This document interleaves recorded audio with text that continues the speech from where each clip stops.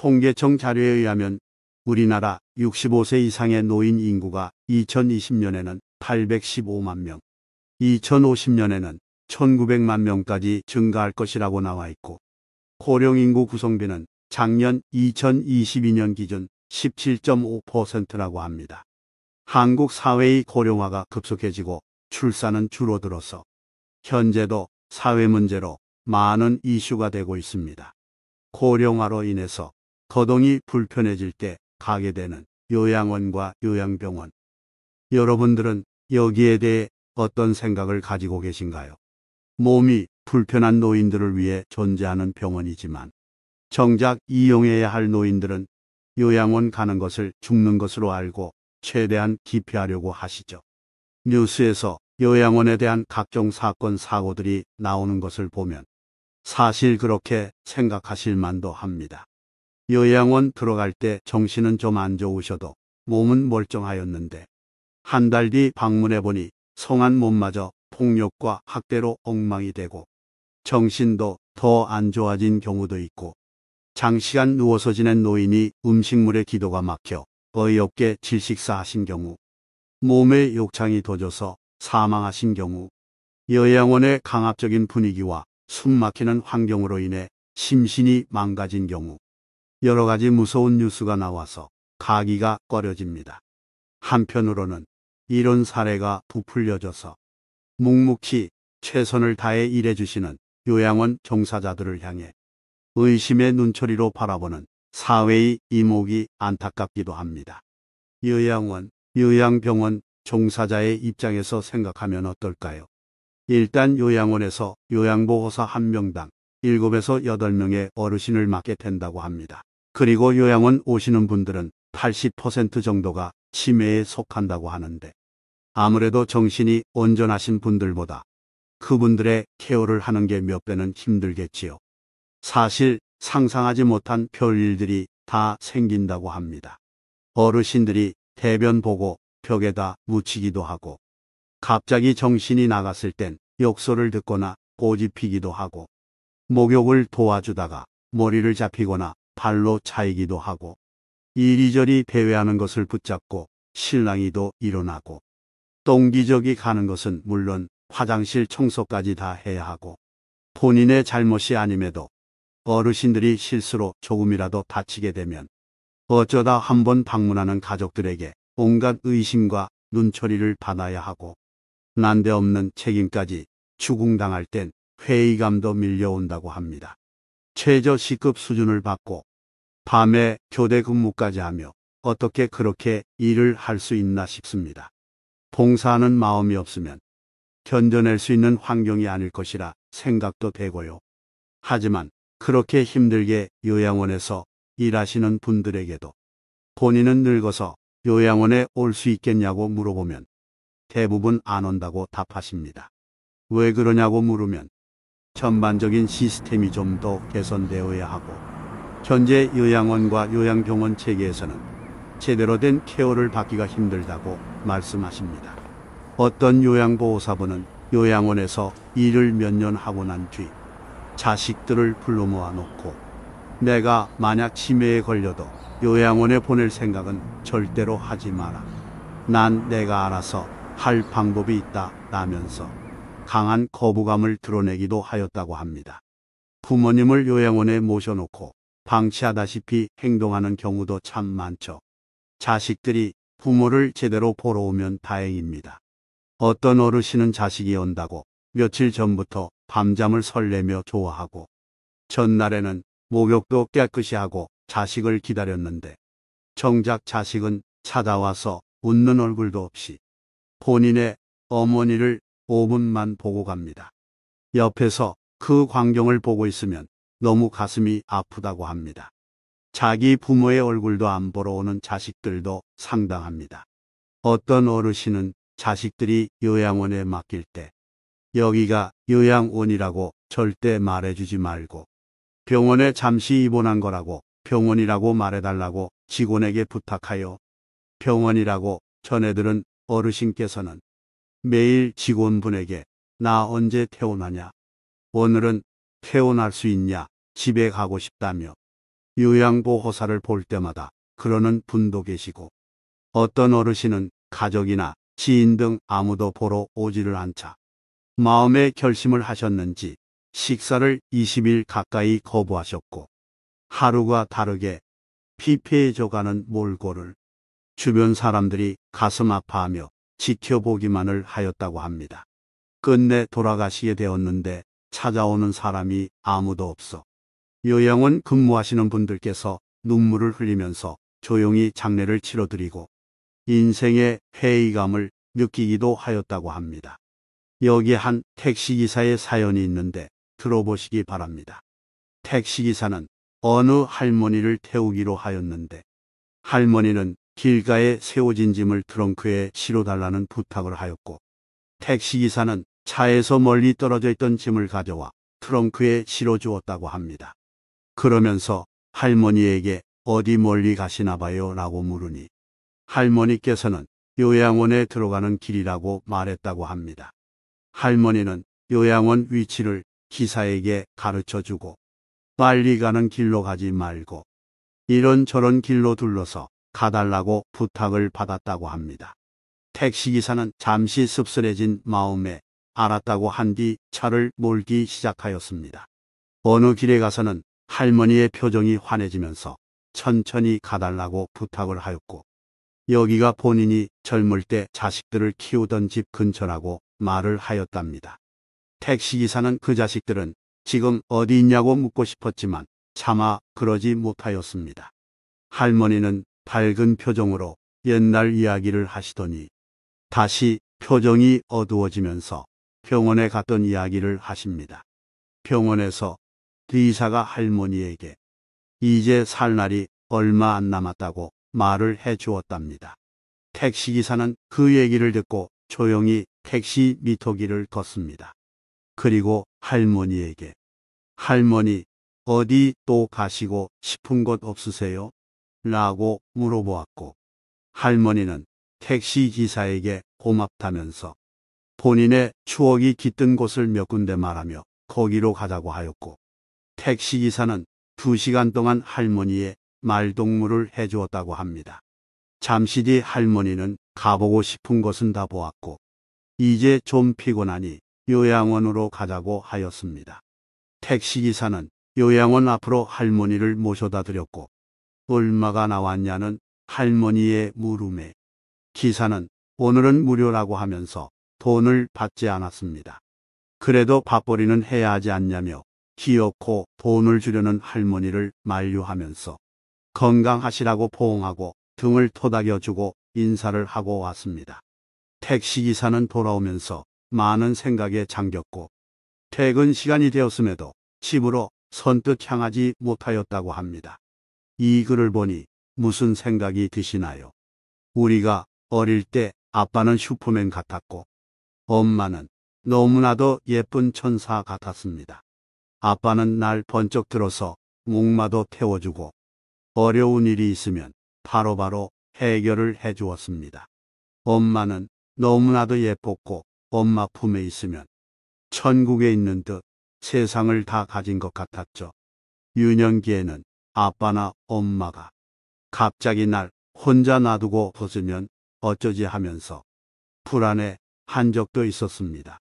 뉴스에서 교통사고로 부모를 잃은 아이가 고아가 되었다는 소식을 보면 나도 불의의 사고로 그런 고아가 되면 어떡하지 하면서 괜한 걱정을 한 적도 있었습니다. 아빠나 엄마가 연락이 안 되거나 늦을 때면 부모님의 옷을 꺼내 냄새를 맡으며 불안해서 잠을 못 이루기도 하고 평생 아빠, 엄마랑 같이 살 거라고 다짐하기도 한 적도 있었습니다. 이제 나이가 들고 늙은 부모님의 모습을 보면 언제 내가 어릴 때 그랬나 싶기도 하고 내가 약하고 힘없을 때를 망각하기도 합니다. 인간은 빈손으로 태어나서 생로병사를 거치며 결국 흙한 줌으로 돌아갑니다.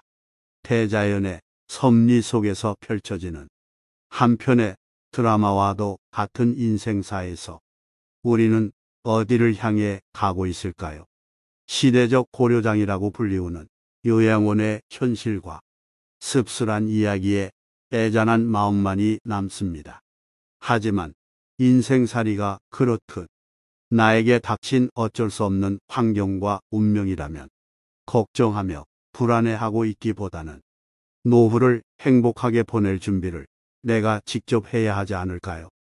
나이 들어 요양원에 가지 않고 노후를 건강하게 보내기 위한 3가지 활동을 알려드리겠습니다. 첫째, 두뇌 활동을 해라.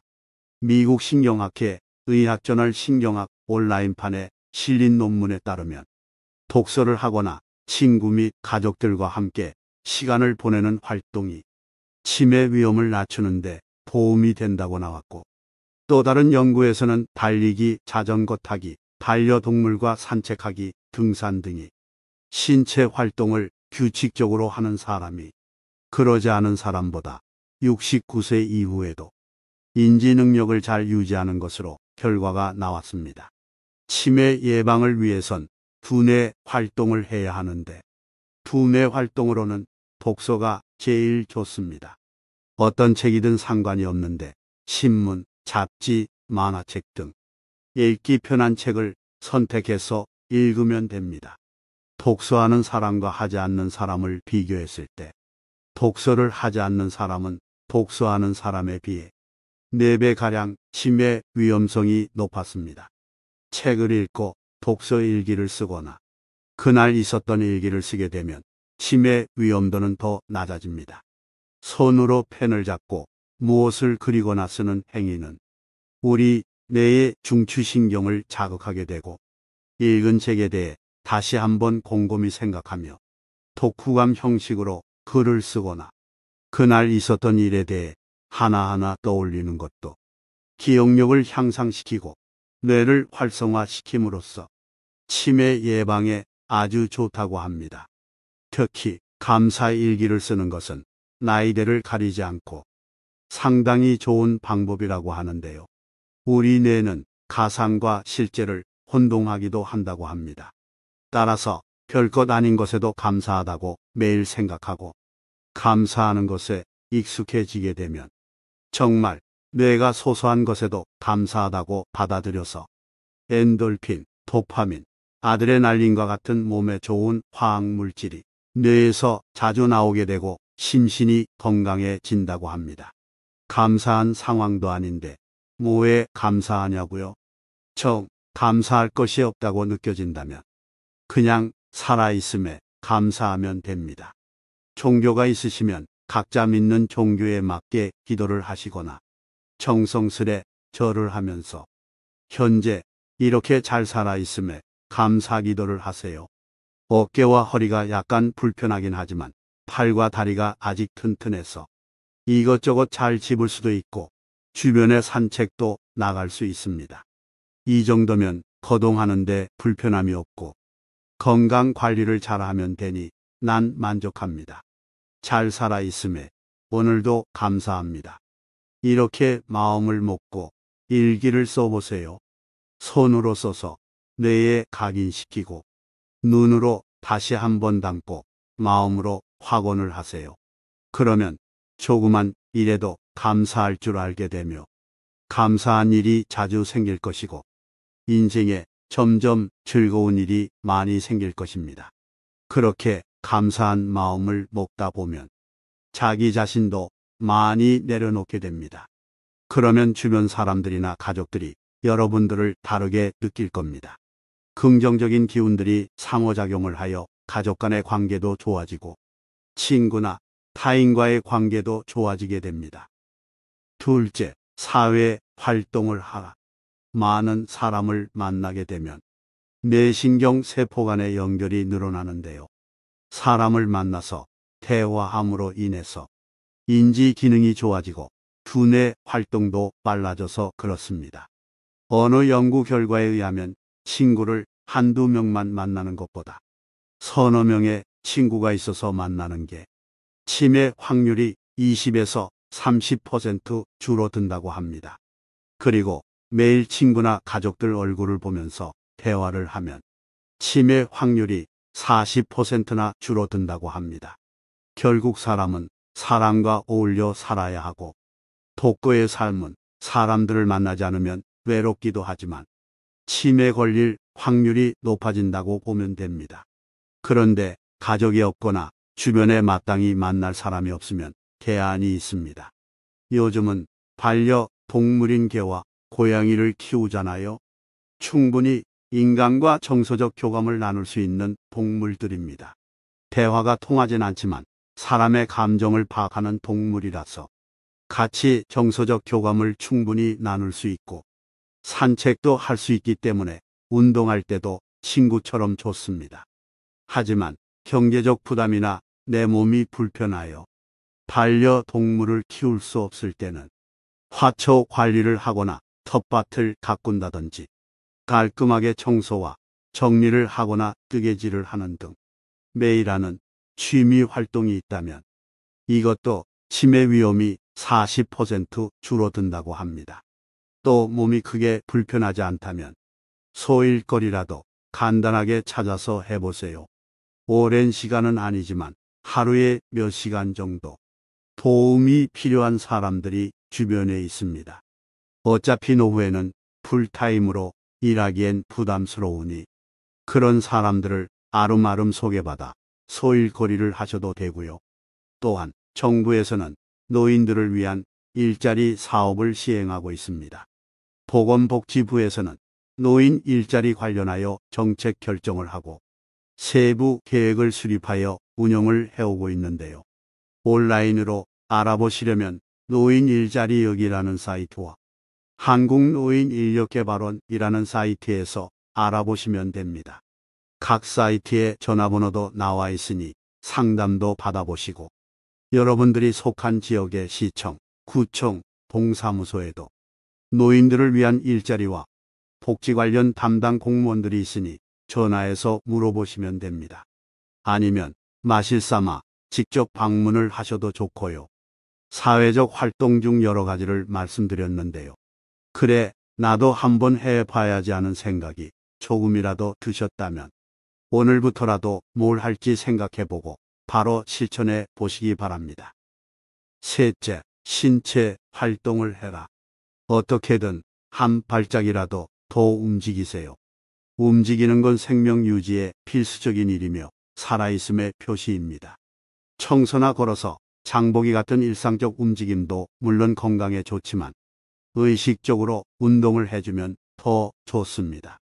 나이가 들면 몸에 힘도 없고 균형 감각도 떨어지기 때문에 잘 넘어지고 다칩니다. 산책을 하거나 계단을 오르거나 앉았다 일어섰다 하는 스쿼트 운동 등은 하체, 특히 허벅지 근육을 탄탄하게 해주므로 몸의 균형을 잡아주고 우리 몸의 면역력을 유지해주며 각종 질환에 걸리지 않게 해줍니다. 좀 더 자주, 좀 더 여러 모양 다양하게 움직여 줄수록 운동기관, 신진대사, 심혈관계에 더 도움을 주게 됩니다. 그 이상으로 자신의 몸에 잘해주고 싶다면 하루 한 번, 잠깐이라도 땀이 나도록 몸을 움직여주세요. 간단하게 조깅을 하든 등산을 하든 수영을 하든 말이죠. 옛날 어른들은 만보기를 차고 다니면서 걸음을 재는 사람도 많았지만 요즘에는 스마트워치나 핸드폰에 만보기의 기능이 다 들어 있습니다.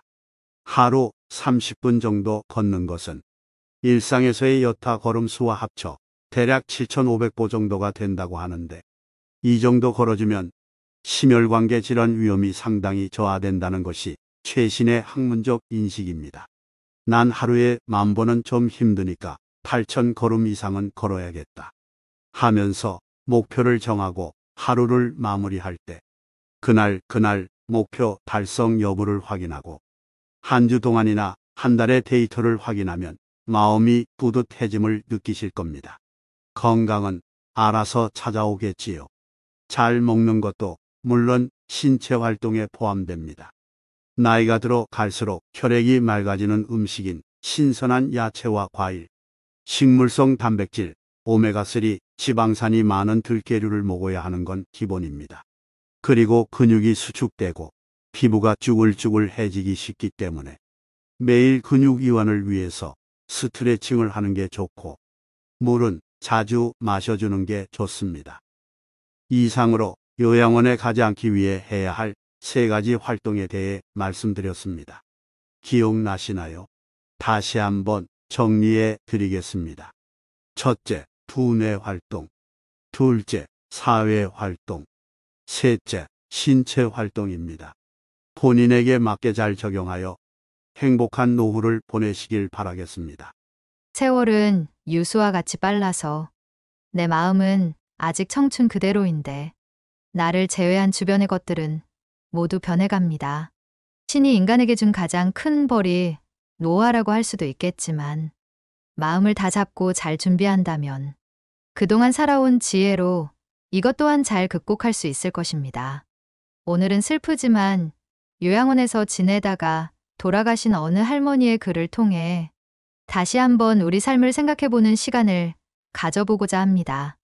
어느 요양원 할머니의 글.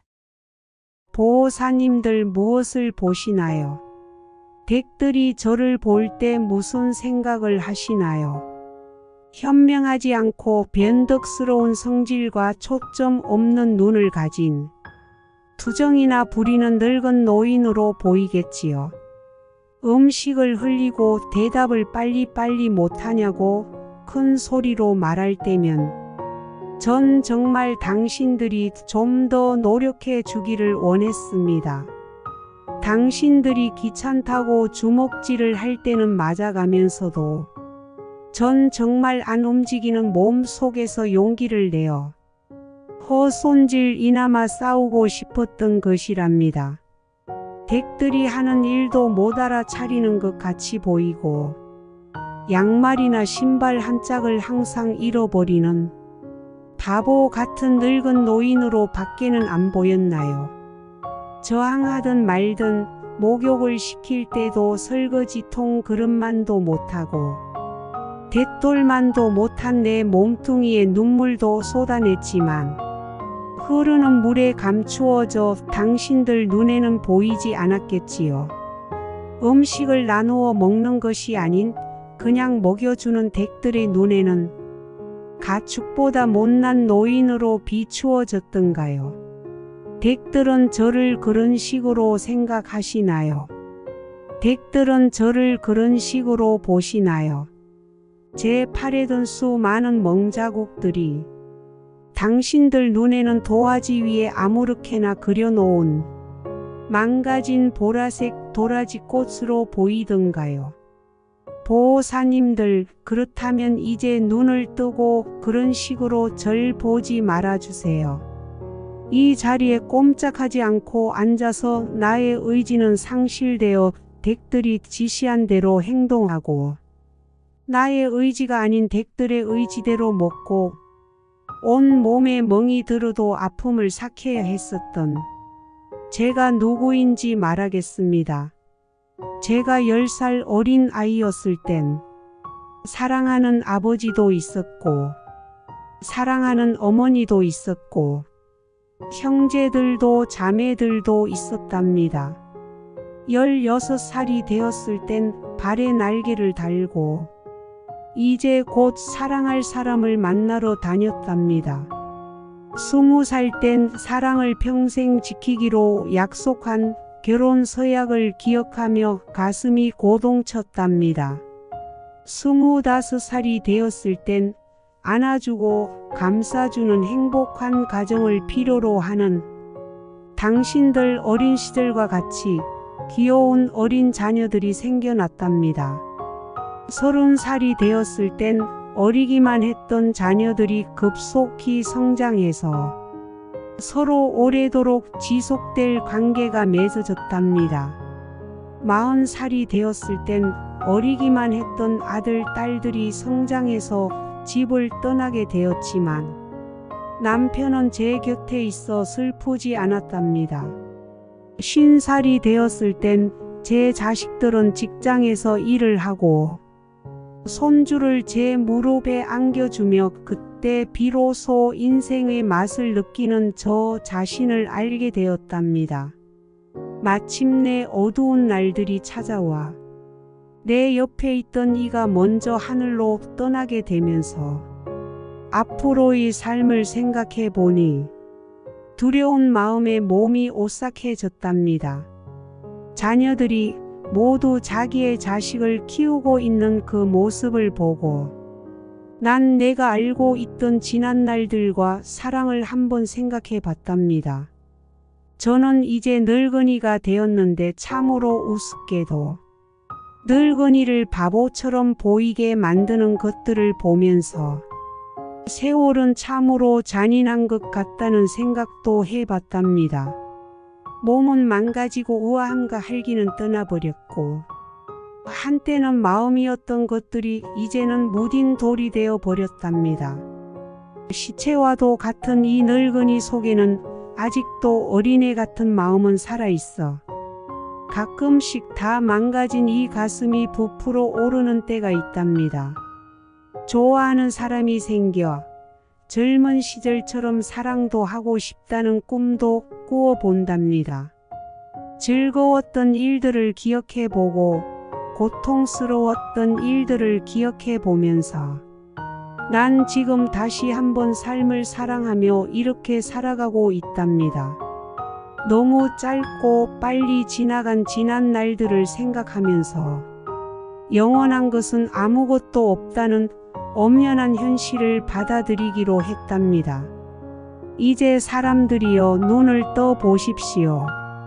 투정이나 부리는 늙은이로 보지 말고 좀 더 자세히 나를 봐주세요.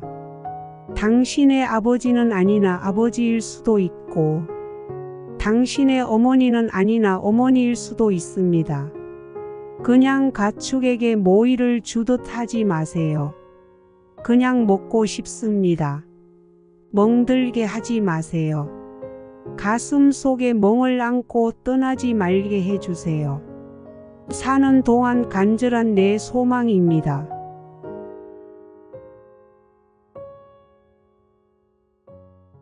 이 글을 듣고 어떤 생각이 드시나요? 요양원이나 요양병원과 같은 시설에 가지 않고 자기 집에서 건강하게 살다가 가족들의 품 안에서 생을 마감하는 것이 누구나 원하는 소망일 겁니다. 그러나 안타깝게도 현실은 우리의 뜻대로 흘러가지 않기도 합니다. 요양원에 부모님을 보내기 싫지만 어쩔 수 없는 상황으로 요양원에 모시는 경우도 있고 부담스럽고 귀찮은 심정으로 보내는 경우도 있을 것입니다. 요양원에 대한 몇몇 안 좋은 뉴스로 인해 봉사하는 마음으로 성실히 일하시는 요양원 종사자들에게 폐를 끼치는 것 같은 안타까운 상황도 생겨납니다.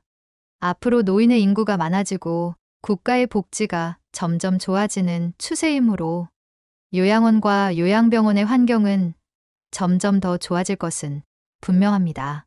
현재 과도기에 있다고 봐도 되겠지요.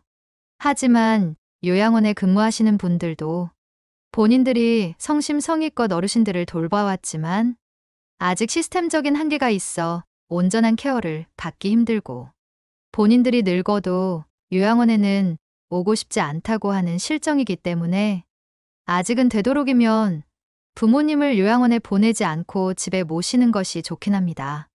이와 관련하여 요양원에 가지 않기 위한 건강한 노후를 보내는 3가지 방법에 대해 지난 영상에서 다루어 드렸으니 못 보신 분들은 꼭 봐주시길 바랍니다.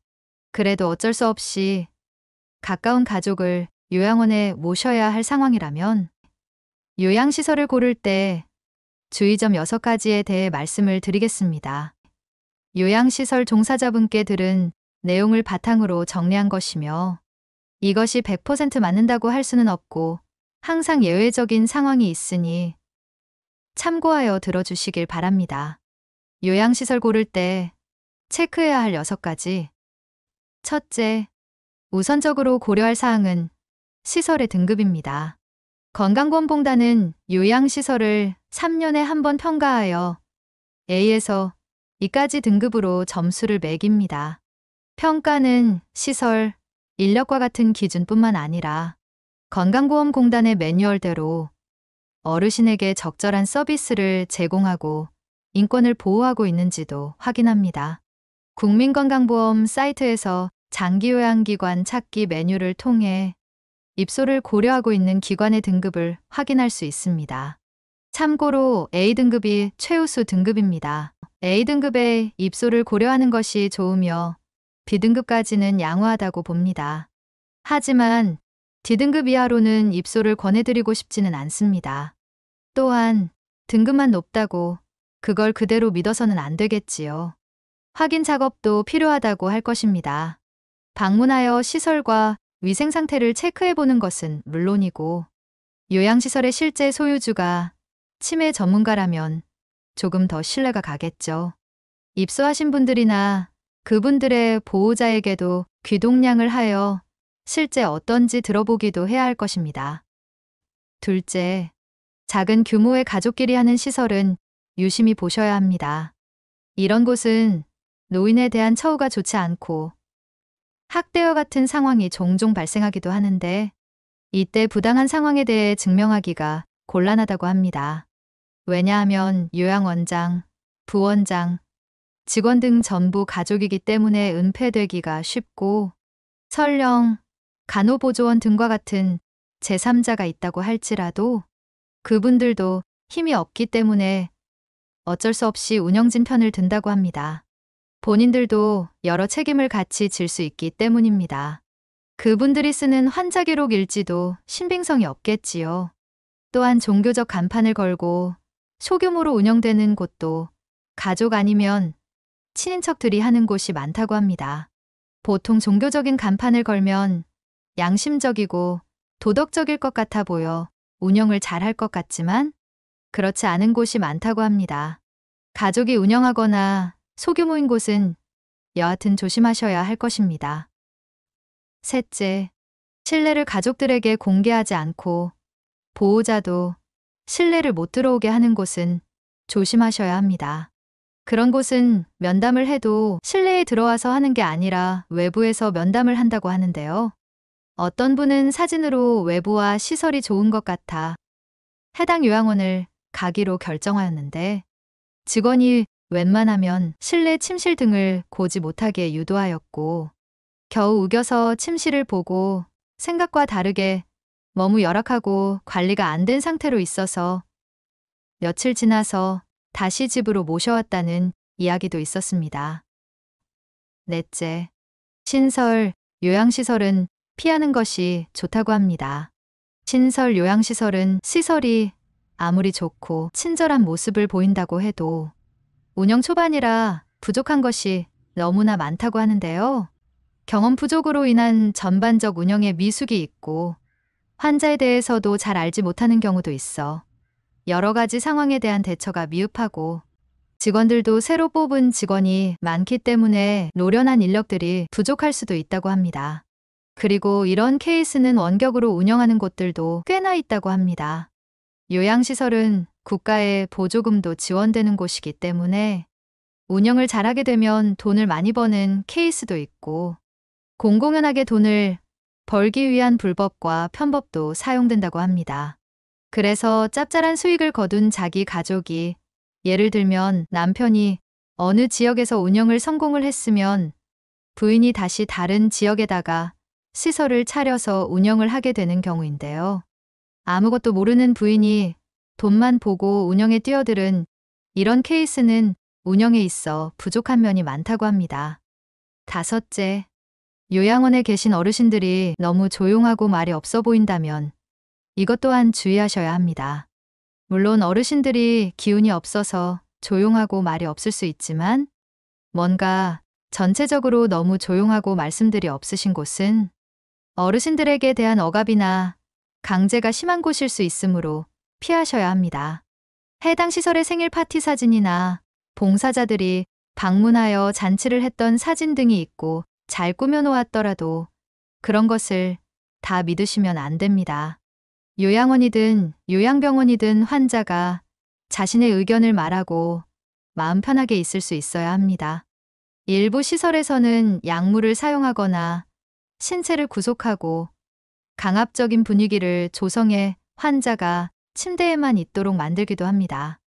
요양시설에 가족을 모시는 이유는 내가 챙기지 못하는 밥과 약을 챙겨주는 것이 제일 크지만 가만히 침대에 누워있기만 해서는 치매의 증세가 악화될 뿐입니다. 여섯째, 요양원 방문 시 종사자분들께 근무 조건이나 처우가 어떠한지도 물어보세요.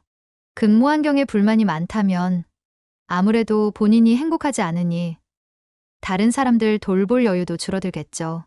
그리고 어르신들을 돌보면서 고충이 없는지도 물어보고 본능적으로 어르신들에 대한 감정을 파악해 봅니다. 예를 들면 어르신 돌볼 때 힘드신 점은 없으신지에 대해 물어봤을 때 일이야 힘들지요. 그래도 노인들 돌보는 게 좋은 일이니까 라는 식으로 말씀하시면 양호하나 노인들이 뭐 말을 듣나요? 신경 쓸 게 많지요. 라는 식으로 어르신들은 자기를 힘들게 하는 존재라는 것을 은연중에 내비친다면 이 점도 체크를 해야겠지요. 어르신들은 물을 자주 드셔야 갈증도 없어지고 욕창도 빨리 없어진다고 하는데 보호사 입장에서는 소변량이 많아지기 때문에 번거로워 물을 안 주는 게 편하다고 합니다. 이런 것들도 알아두면 도움이 되겠지요.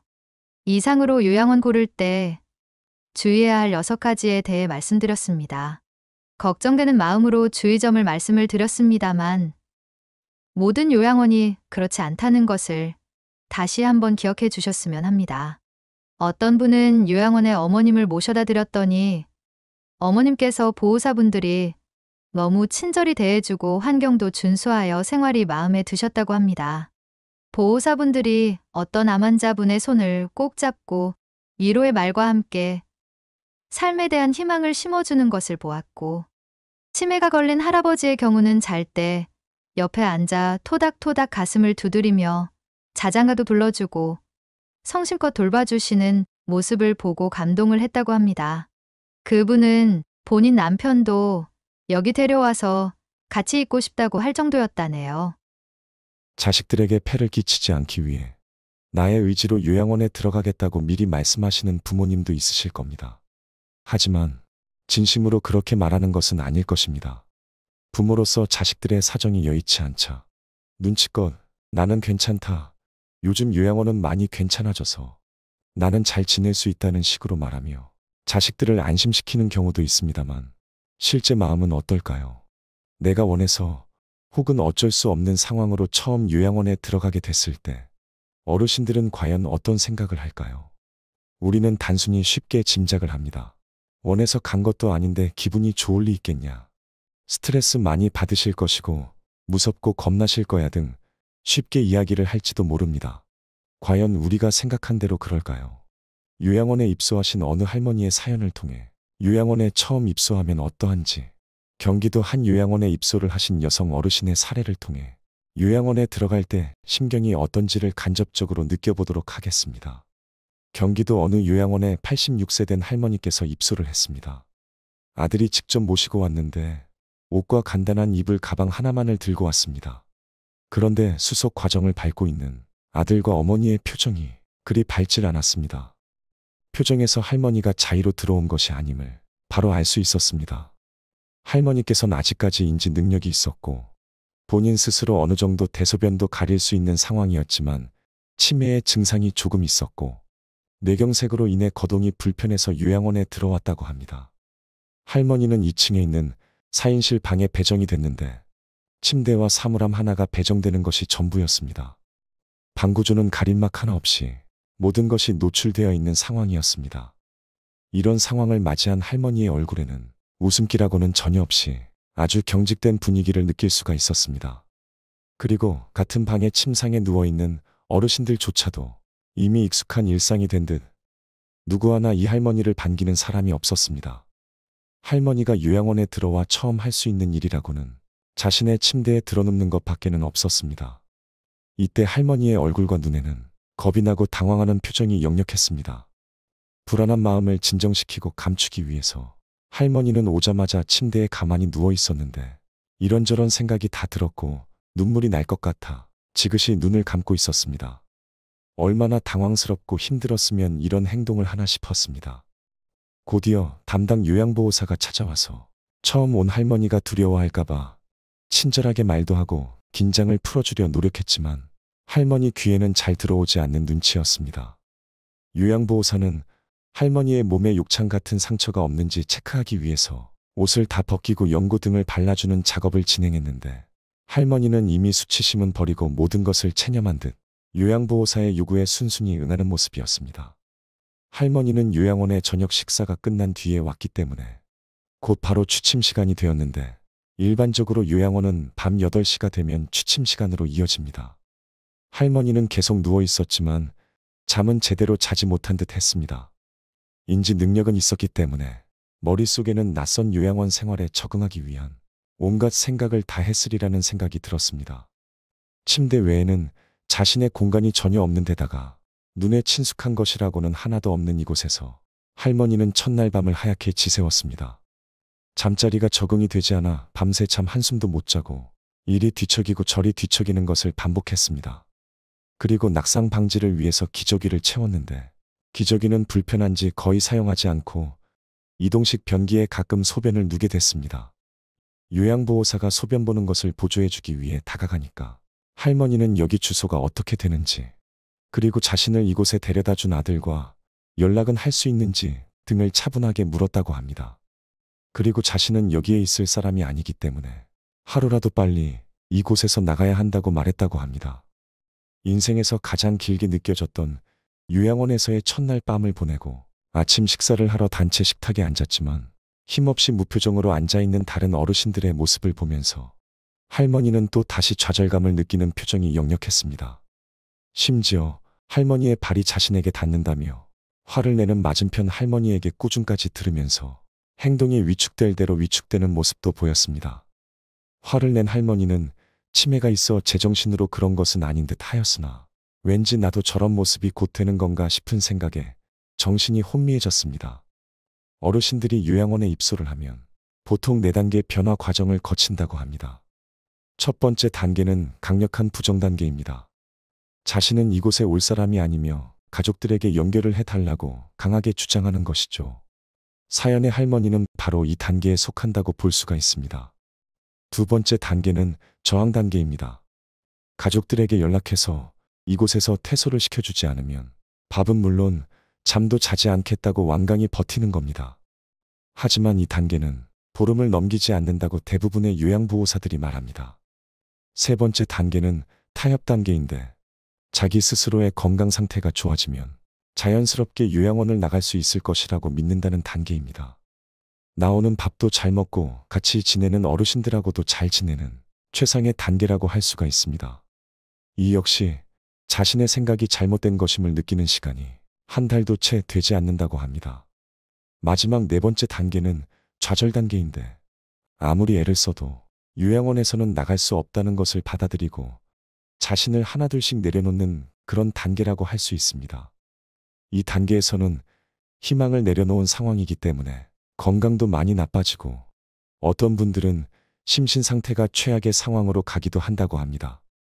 사연의 할머니는 30년 넘게 오래 장사를 하면서 돈도 세고 인간관계도 해왔기 때문에 또래분들에 비해 머리를 많이 썼다고 생각하여 치매랑 관계가 없을 줄 알았고 평소 친구들과 등산도 가면서 체력 관리를 잘해서 100세까지는 무탈하게 지내실 줄 알았다고 합니다.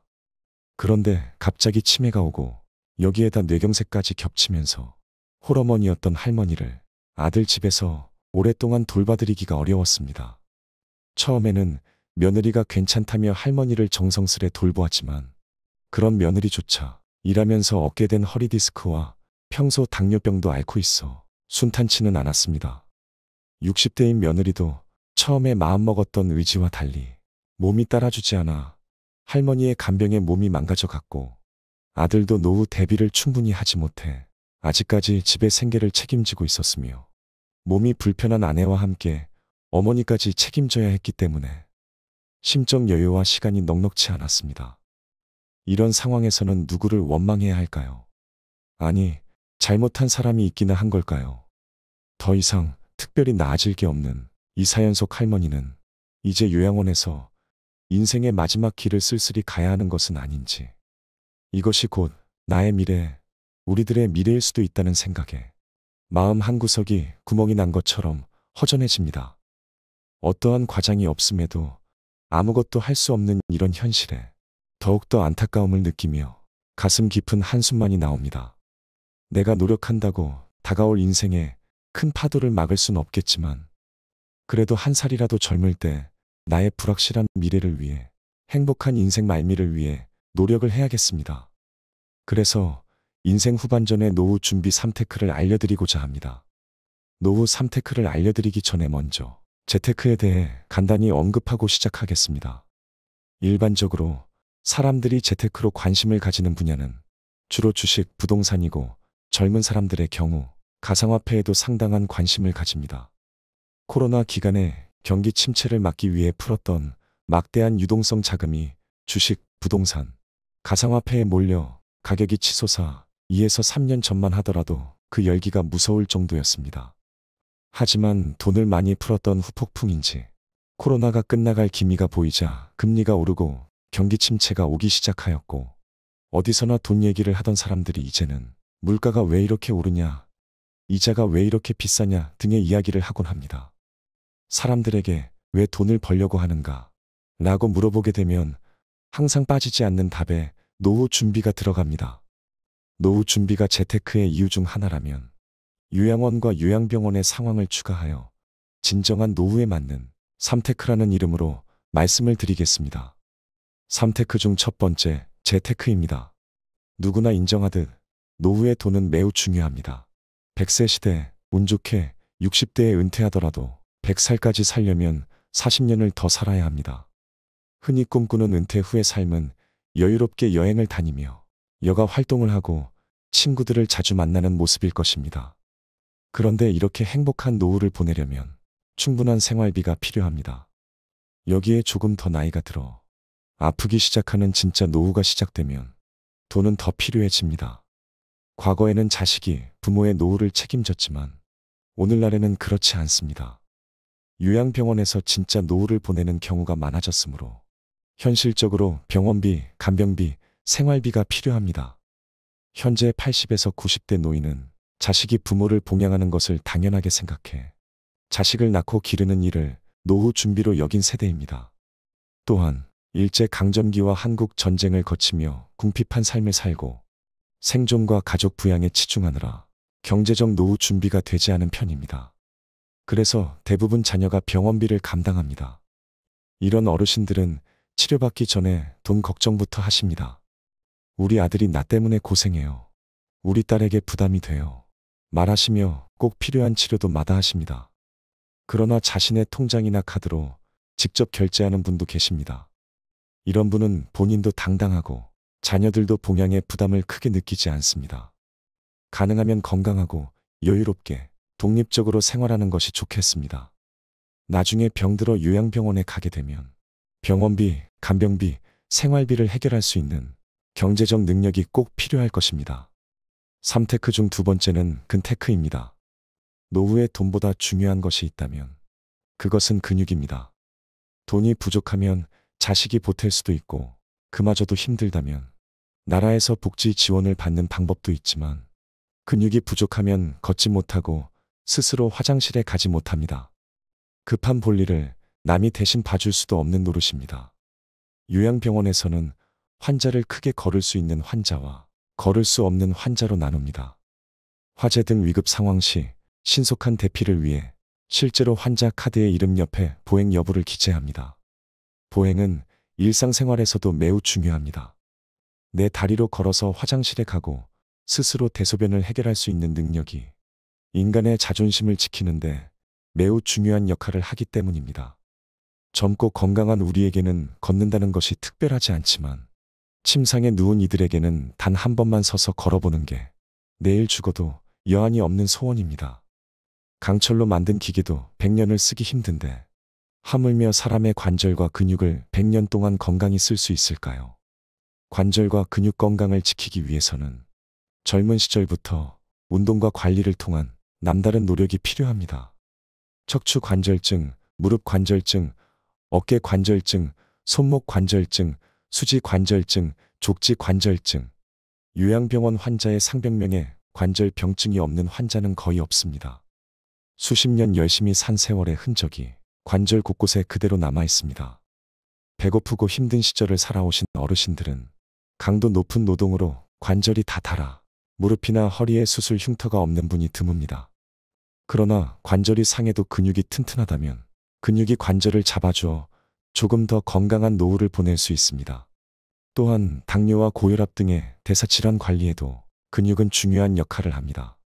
할머니들에겐 미모를 칭찬하는 것보다 근육을 칭찬하는 것이 더욱 의미가 있습니다. 청순가련해 보이는 날씬한 체격은 20대에겐 예쁠지 몰라도 80대에겐 골다공증과 근감소증을 불러오는 부실한 체격일 뿐입니다. 지금부터라도 가벼운 근력 운동으로 시작하여 연금을 쌓듯이 내 몸의 근육을 저장하는 근테크를 실천해야 할 것입니다.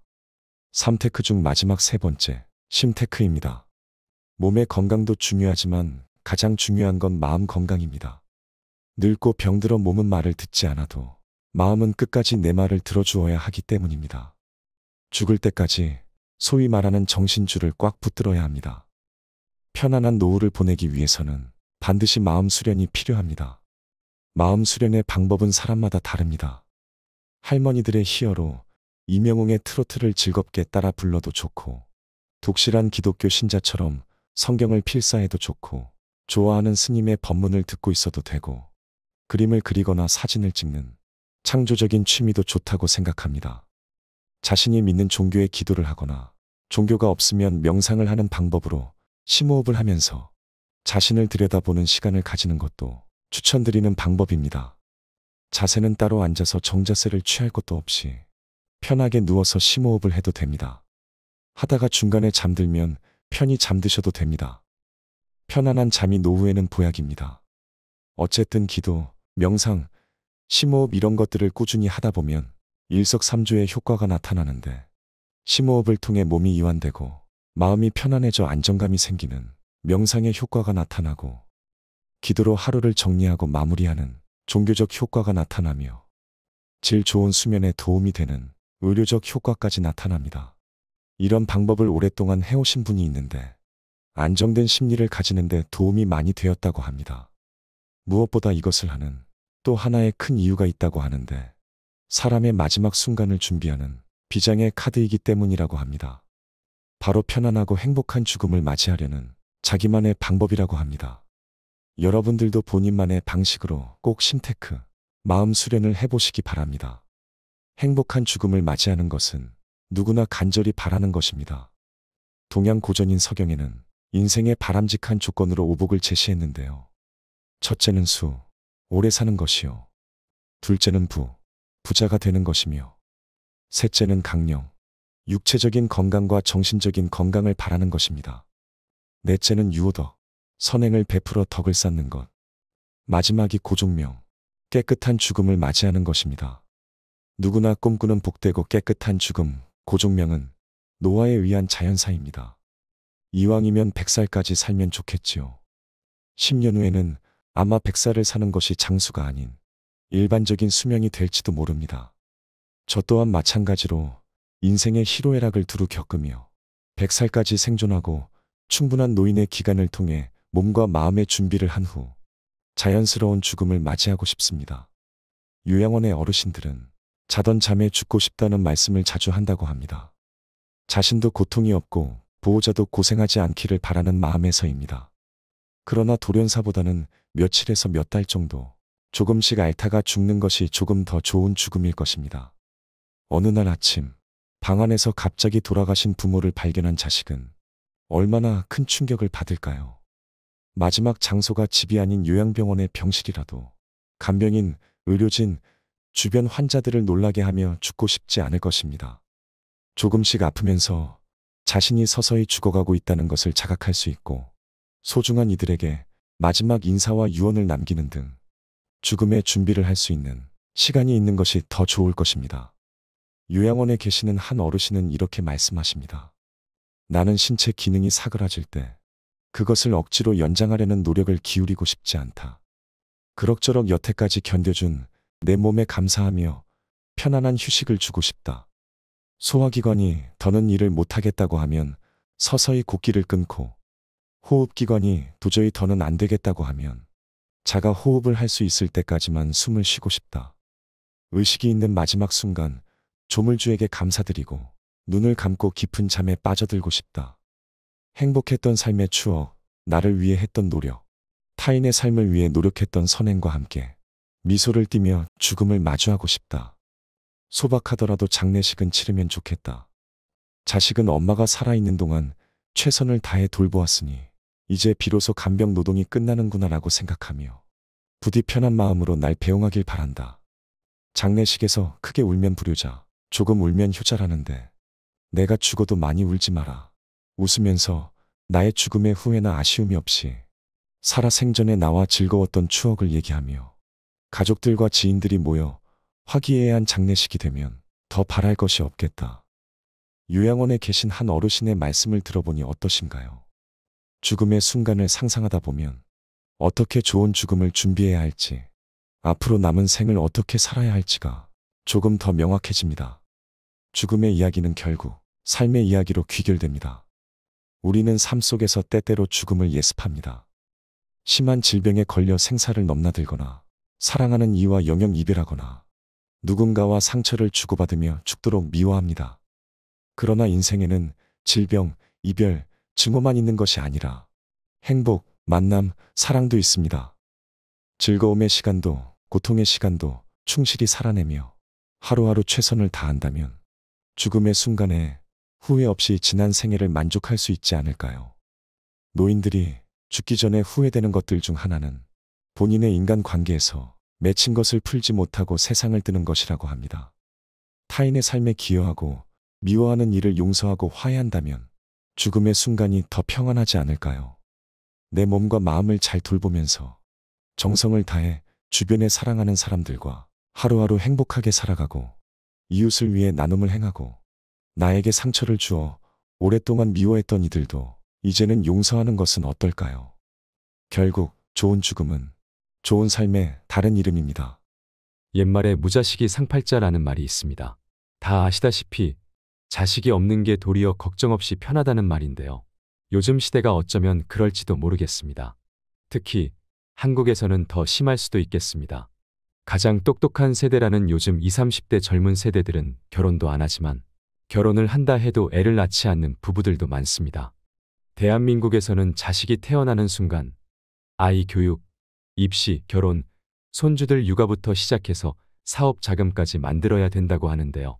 그래서 노인이 된 뒤에도 본인의 노후 준비를 충분히 하지 못해 계속해서 일을 해야 하는 부모들이 있고 자식의 뒷바라지를 하다가 자식이 만들어 놓은 빚을 떠안는 부모들이 늘어나고 있으며 자식의 빚을 갚기 위해 다시 직업 전선으로 뛰어드는 부모들도 늘어났습니다. 그나마 경제 능력이 있으면 다행입니다. 이러한 능력이 없는 부모들은 빚 갚을 길이 막막하기만 한데요. 오늘은 자식으로 인해 고통받는 부모들에 대한 두 가지 사연을 들려드리고 그에 대해 이야기해보려 합니다. 첫 번째는 자수성가하여 열심히 돈을 벌어 놓았는데 자식 농사에 실패하여 본인이 벌어놓은 돈을 날리게 된 사연이고, 두 번째는 딸이 손녀를 낳고 빚을 진 후 우울증으로 자살을 하여 그 빚을 대신 갚으며 손녀를 키워가는 부모의 사연입니다. 두 가지 사연을 말씀드리고 이러한 비참한 현실에 대한 생각을 이야기하겠습니다. 올해로 75세가 되신 김옥자 씨는 젊어서부터 과수원과 부동산업을 했는데 대한민국이 한창 성장할 시절 본인의 운과 노력이 합쳐져 땅값 개발로 엄청난 보상도 받고 많은 값을 받고 팔기도 하여 200억 원 이상 재산을 모았다고 합니다. 과거 김옥자 씨는 과수원 농사를 지으면서 동네에서 누가 땅을 판다고 하면 대출을 받아서라도 기필코 그 땅을 샀다고 합니다. 하지만 그동안 살았던 75년 동안 해외여행은 물론 국내 여행 한 번 제대로 못 가봤습니다. 남편은 땅 사놓고 15년 전에 돌아가시고 자녀는 3남매가 있습니다. 큰딸은 이혼하고 집에 와 있고 둘째 아들은 날마다 PC방 가서 죽치고 살고 막내 아들은 사업을 하는데 맨날 실패만 하여 어머니를 찾아와 돈을 타가기 일쑤였습니다. 성공하는 사업을 해야 하는데 사업 시작해서 좀 힘들면 고비를 넘기지 못하고 때려치고 다시 다른 것으로 시작하곤 하였습니다. 둘째 아들은 중고등학교 때 왕따로 따돌림을 받고 학교도 안 다니며 허구한 날 PC방에서 게임만 하며 살고 친구도 없이 지냈다고 하는데 김옥자 씨는 그런 아들을 크게 신경 써주지 못하고 오직 땅 사고 일하는 데에만 집중을 했다고 합니다. 김옥자 씨는 어렸을 때 너무 가난해서 굶는 것은 기본이고 종종 물로 배를 채우며 살았다고 합니다. 그래서 자기가 겪은 가난은 혼자로 끝내야 한다는 생각에 악착같이 땅을 사고 일을 하면서 돈을 불리고 애들에게는 더 이상 가난을 물려주지 않으려고 했는데 자식들이 저렇게 될지 누가 알았겠냐며 허탈해했다고 합니다.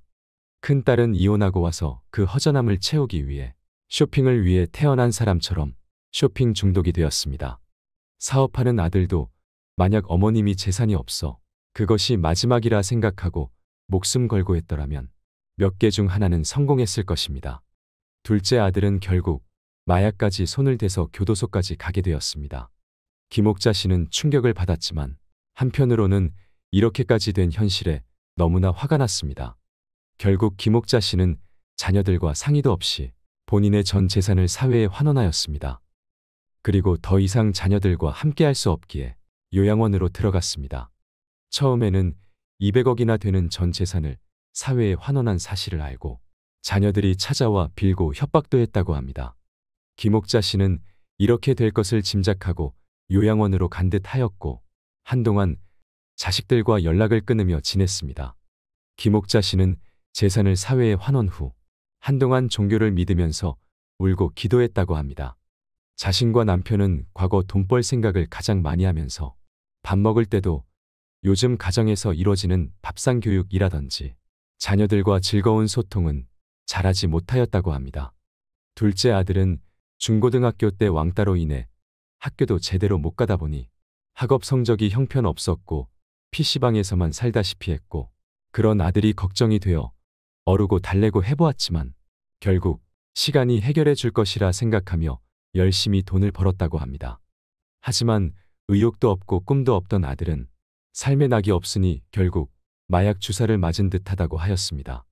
김옥자 씨는 돈을 사랑하여 남편을 진심을 다해 섬기지 못하고 자식들을 진정한 사랑으로 잘 키워내지 못한 것을 용서해 달라고 하면서 참회의 기도를 하였다고 합니다. 얼마 뒤 큰딸이 쇼핑을 끊고 그동안 쇼핑으로 모아놓은 명품을 죄다 팔고 막내 동생 회사에 가서 함께 일한다는 소문을 듣고 김옥자 씨의 표정이 밝아졌습니다. 막내 아들 회사 일이 좀 어려웠는데 고비를 잘 넘기고 주문량이 늘어나 신입 직원도 더 모집했다고 합니다. 어머님 표정은 밝아지셨지만 내색을 하거나 자식들에게 연락하는 일 없이 늘 하던 대로 계속 기도를 했다고 합니다. 다시 몇 달 후에 아들과 딸이 엄마를 찾아왔습니다. 엄마와 아들은 보자마자 서로를 끌어안고 울기 시작했습니다. 막내 아들은 사업이 처음보다 2배나 확장되었다고 엄마한테 인정받고 제대로 된 모습을 보여주고 싶었습니다. 그리고 얼마 뒤 어머님은 큰아들 면회를 갔습니다. 창살 너머로 아들이 죄송하다고 용서해 달라면서 빌면서 울었다고 합니다. 어머님은 아들아, 네 잘못이 아니고 이 애미 잘못이었단다. 미안하다, 나를 용서해라 하면서 같이 울었다고 합니다. 이야기를 들으니 어떠신가요? 어머님이 인생을 조금 즐기면서 재산 또한 조금만 있었더라면, 아니면 재산이 없었다면 힘은 들어도 자식들이 저렇게 살지 않았을 것입니다. 어머님은 그 재산을 모으느라고 소처럼 일만 하고 살았는데 자녀들은 부모의 재산을 탕진하면서 등골을 빼먹는 못난 자식들이 되었습니다. 적당한 가난은 어쩌면 최고의 조력자이자 좋은 친구이자 최고의 재산일 수 있습니다. 우리나라에서 고 이건희 삼성회장과 같은 일본의 성공한 기업가인 이나모리 가즈오는 이런 명언을 남겼습니다. 삶이 순조롭게 흘러갔다면 현실에 만족하며 안일하게 살았을지 모른다. 가난과 역경은 나를 단련시키기 위해 신이 내게 준 선물이었다. 역경에 부딪혔을 때 자기가 처한 상황을 긍정적으로 받아들이고 어떤 순간에도 노력을 멈추지 마라. 절대로 주저앉지 마라. 그러면 반드시 신은 보답한다. 내가 그랬듯이. 우리 속담에 소도 비빌 언덕이 있어야 비빈다고 했습니다. 비빌 데가 있으면 좀 수월할 수는 있지만 무일푼으로 스스로 개척해서 꿈을 가지고 목표를 세워 하나하나 벽돌 쌓듯이 올라가면 절대로 그 자녀는 실패하지 않을 것입니다. 목표를 세우고 자녀들도 함께 소통하면서 배려도 배우고 나눔도 배우게 하는 것이 부모의 올바른 교육일 것입니다. 김옥자 어머님은 자녀들과 좋은 추억이 없다고 하였고 제대로 된 기쁨도 느껴보지 못했다고 합니다. 그 많은 재산이 이 가정의 독이 되어버렸습니다. 어쩌면 김옥자 어머님의 자업자득인지도 모를 일입니다. 대단한 성공은 분명 강력한 자신감이며 불굴의 헌신과 노력으로 나온다고 합니다. 이것은 어린아이에게도 설명하면 이해하는 법칙입니다. 자신감은 바로 자신에게 있고 잃은 것도 자신입니다. 부모가 없는 고아도 자신이 살아남기 위해 기쁨도 맛보고 실패도 맛보고 누군가에게 사랑도 받아봤을 것이고 누군가에게 배려도 받아봤을 것입니다. 하지만 김옥자 어머님의 자녀들은 전혀 그와 같은 것을 경험해보지 못했습니다. 하다못해 편의점 알바라도 해봤더라면 돈 벌기가 얼마나 어려운지를 알았을 것입니다. 진정한 행복을 누릴 수 있는 것도 결국 내가 만들어가는 것입니다. 도시 개발이 웬만큼 진행되어 이제는 찾아보기 힘든 달동네에 현재 살고 계신 63세의 박순자 씨. 냉방과 난방이 제대로 되지 않는 이곳에서 전세 500만 원짜리 집에서 살고 있습니다. 햇볕이 들지 않아 천정에 곰팡이가 피어 있지만 서울에서 전세 500만 원짜리 집이 있다는 게 얼마나 다행인지 모른다고 합니다. 올해 84살 된 친정어머니가 좁은 방 한켠에 누워 있습니다. 허리 찜질 수술 시기를 놓쳐 거동이 불편한 어머니에게 박순자 씨와 그의 남편이 매일 해줄 수 있는 건 따뜻한 수건 찜질로 근육을 풀어주는 겁니다. 그리고 그녀가 돌봐야 할 또 한 사람이 있습니다. 올해 9살이 된 손자입니다. 돌도 되기 전부터 손자를 돌봐온 이유는 아이 엄마였던 딸이 스스로 죽음을 선택하면서부터입니다. 대학도 가고 싶고 다른 또래 여자들과 같이 하고 싶은 게 많았던 딸이었지만 가난한 집안 형편 때문에 욕심을 채워줄 수 없었습니다. 결혼으로 아이를 낳은 뒤 우울증에 시달리던 딸은 다른 젊은 여성들처럼 옷과 가방, 화장품 같은 상품을 좋아했습니다. 문제는 돈이 없어 빚을 얻어 쓴 것입니다. 처음에 1,000만 원이었던 사채 빚이 이자가 원금이 넘어가고 원금의 몇 배가 되었고 가족들도 그 빚을 갚기 위해 현금 서비스와 사채 빚을 얻어 썼습니다. 딸의 남편은 딸이 그렇게 빚을 지고 세상을 떠나자 아이를 맡겨두고 홀연히 떠나버렸습니다. 결국 7년이 지나 갚아야 할 빚은 눈덩이처럼 불어나 7천만 원이 되었고 박순자 씨가 한 푼도 써보지 못한 그 빚은 매달 갚아야 할 이자만 150만 원 정도 됩니다. 박순자 씨는 노점에서 호떡을 팔고 있고 남편은 유치원과 보습학원의 이동차량 운전을 하면서 생계를 유지하지만 한 달 이자 150만 원을 내고 생활비를 쓰고 나면 남는 돈이 하나도 없습니다. 언제까지 이 빚더미의 굴레 속에서 계속 살아야 하는 생각도 들지만 몸이 아프신 어머니와 자식 같은 손자를 생각하면 답이 안 나오는 생각은 잠시만 할 뿐 바로 정신을 차려야 합니다. 박순자 씨의 남편도 삶이 너무 힘들어 버틸 수 없을 것 같은 생각이 간혹 들다가도 몸은 불편하지만 아직 정신은 온전한 장모님이 친구처럼 다독여주고 철없는 손자와 열심히 일하는 아내를 보고 있노라면 다시금 마음을 다잡게 된다고 합니다. 남편이 출근하고 나면 박순자 씨는 한적한 골목에 포장마차를 마련합니다.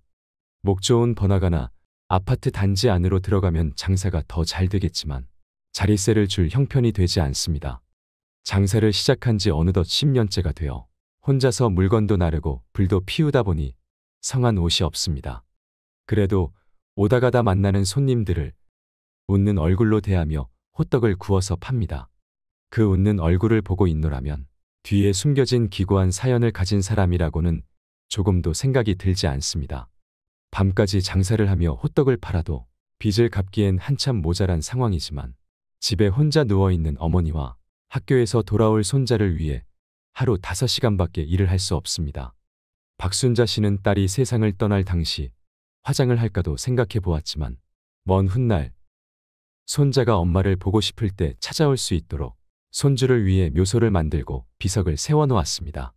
주말이 되어 딸의 묘소에 방문하게 되었는데 이번에 찾아간 것은 2년 만에 간 것이라 그런지 그새 잡초가 많이 자라 있었고 말없이 눈물을 머금은 채 남편과 함께 잡초를 정리해 주었습니다. 1년에 한두 번은 올 수 있었지만 자꾸 딸의 묘소로 찾아오면 옛날 생각이 나고 슬퍼져 가슴이 아파서 자주 오기가 싫다고 합니다. 박순자 씨의 남편은 묘소 앞에서 10년이 지났어도 자꾸만 딸이 생각이 난다면서 내가 사업에 실패를 안 했으면 이런 일을 안 당하고 오래 살 수 있지 않았을까 하면서 가난한 부모 때문에 딸이 세상을 떠났다는 죄책감에 먼 산을 보면서 눈물을 훔칩니다. 자식을 가슴에 묻은 채 자리에서 일어서는 박순자 씨는 딸을 위해서라도, 딸이 남긴 손자를 위해서라도 열심히 살아야지 어쩌겠냐면서 다시 마음을 다잡습니다. 자식 빚을 떠안는 부모는 IMF 위기 이후로 코로나 때부터 현재까지 급속히 늘고 있습니다. 코로나 때는 자영업자들 파산이 많아져 부모들이 본인 집을 담보로 대출받아 자식이나 가족들을 도와주었습니다. 2022년에는 금리가 급하게 올라가면서 경제에 한파가 불어 자식들에 대한 지원과 본인들의 자구책으로 대출받은 일이 많아졌습니다. 고령층의 빚 문제는 청년의 빚 문제와도 맞닿아 있습니다. 고령 채무자 중에는 자식의 빚을 떠안은 이가 적지 않고 부모의 빚을 대신 감당하는 청년 채무자 역시 적지 않습니다. 어떤 가족은 부를 물려주며 경제공동체의 이점을 누리는 반면 어떤 가족은 빚을 나누고 물려줍니다. 감당 못할 빚을 이고 있는 노인과 청년은 안정적인 소득원이 없다는 점에서 닮아 있습니다. 노인은 근로 능력이 없고 청년은 질 좋은 일자리가 없습니다. IMF 때 지게 된 빚을 수십 년째 갚지 못하고 고령층에 이르러 파산하게 된 노인들의 문제는 우리의 미래일 가능성도 배제할 수 없습니다. 현대 자본주의에서 부채는 필연적입니다. 어떤 계층은 금융 때문에 망가지지만 어떤 계층은 금융 때문에 자산이 증식됩니다. 누구나 금융에 의존할 수밖에 없는데 취약 계층일수록 은행권 대출은 받기가 어렵습니다. 모두가 건강한 금융으로 부채를 조달하면 좋겠지만 그렇지 않은 경우가 더 많습니다. 고령층의 경우에는 노인들의 소득원이 불확실하기 때문에 불안정한 금융을 공급받으며 제1금융권도 적극적으로 이들을 배제합니다. 조사에 의하면 고령층 파산자의 경우 비교적 소액의 부채를 어떻게든 갚아보려고 장기간 씨름하다가 파산에 이르는 경우가 많았다고 합니다. 특히 젊었을 때 채무조정이나 면책 등의 제도를 이용할 기회가 있었는데 대부분이 이를 선택하지 않았다 합니다. 한 전문가는 이렇게 말합니다.